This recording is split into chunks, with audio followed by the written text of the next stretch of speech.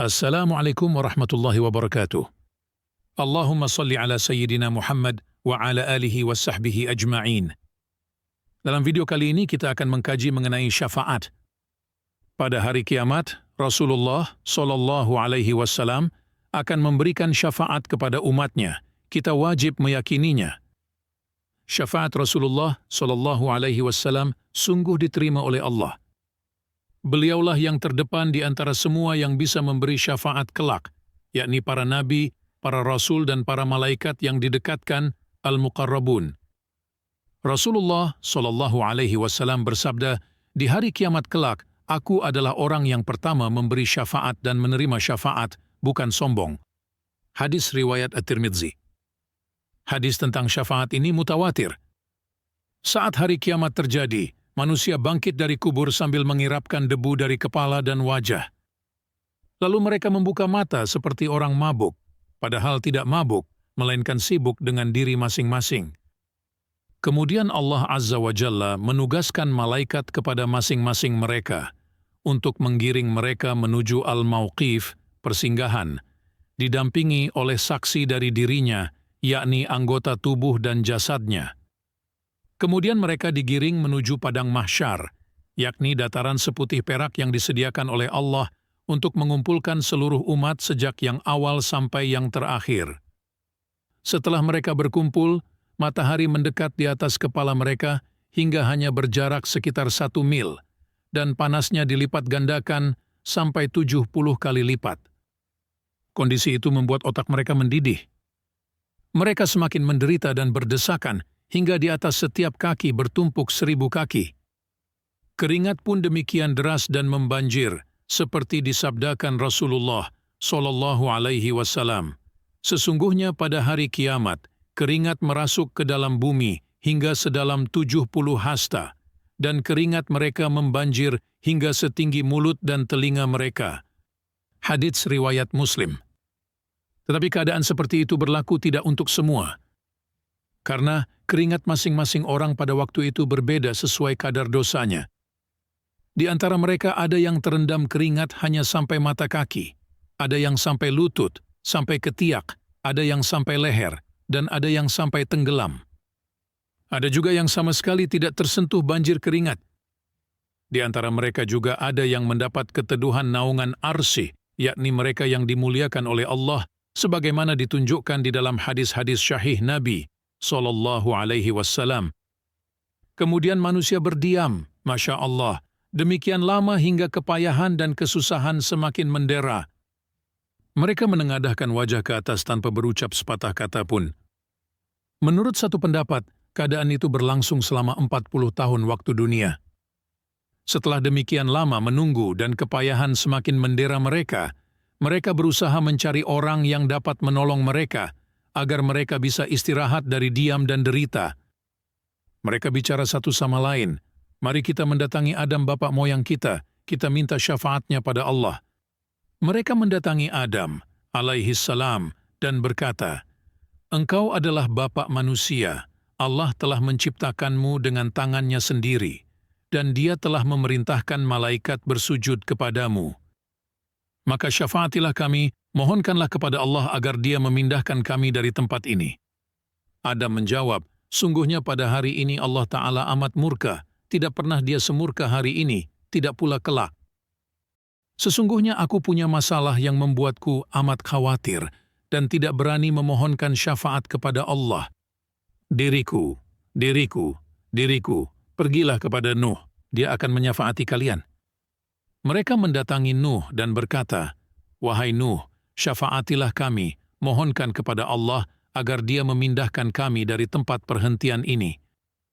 Sungguh Allah telah menjadikanmu sebagai orang pilihan dan menamaimu dengan sebutan abdan syakuran, hamba yang sungguh bersyukur.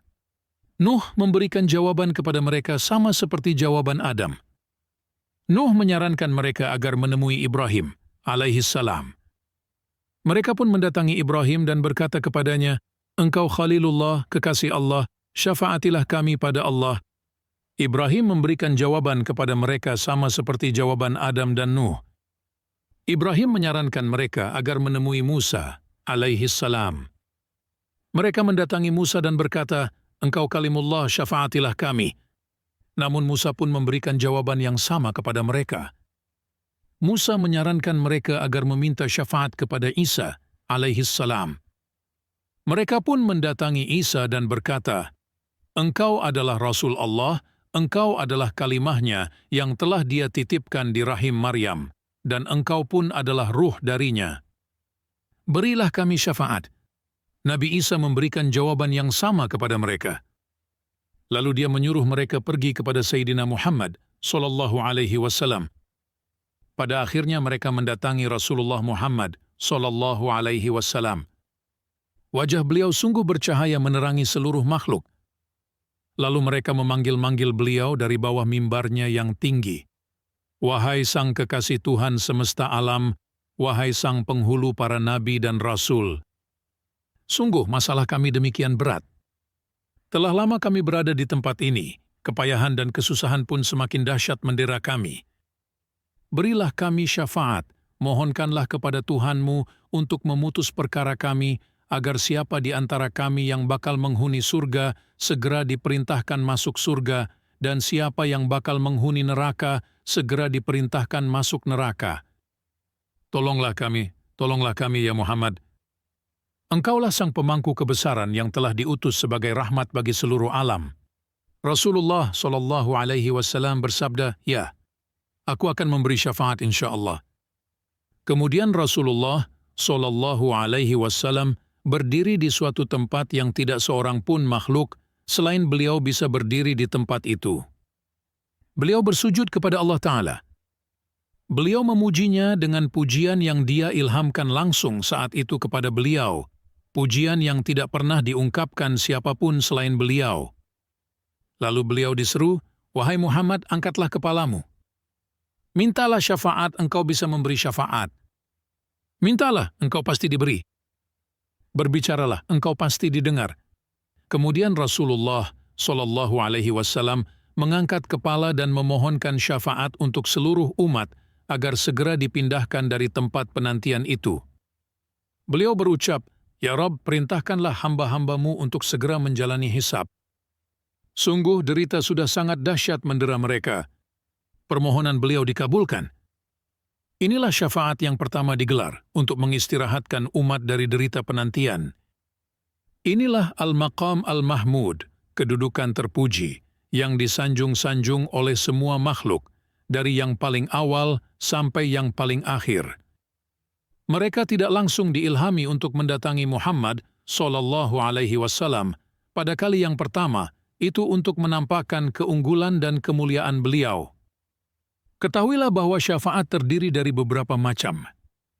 Syafaat terbesar adalah syafaat untuk segera memutus perkara dan mengistirahatkan umat dari penantian yang amat lama. Syafaat ini khusus dimiliki oleh Rasulullah Muhammad SAW. Kedua, syafaat untuk memasukkan ahli surga ke surga tanpa hisab. Al-Imam An-Nawawi mengatakan bahwa syafaat ini juga khusus dimiliki oleh Nabi Muhammad SAW. Ketiga, syafaat untuk menahan orang dari neraka, padahal orang itu harus masuk neraka. Keempat, syafaat untuk mengeluarkan ahli tauhid dari neraka.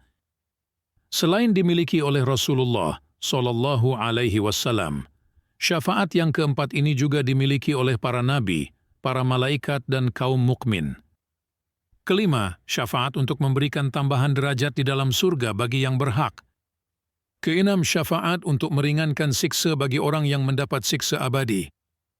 Syafaat ini khusus dimiliki Rasulullah Muhammad SAW.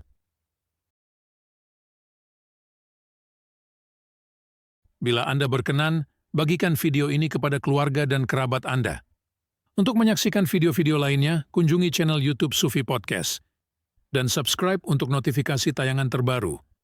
Wassalamualaikum warahmatullahi wabarakatuh.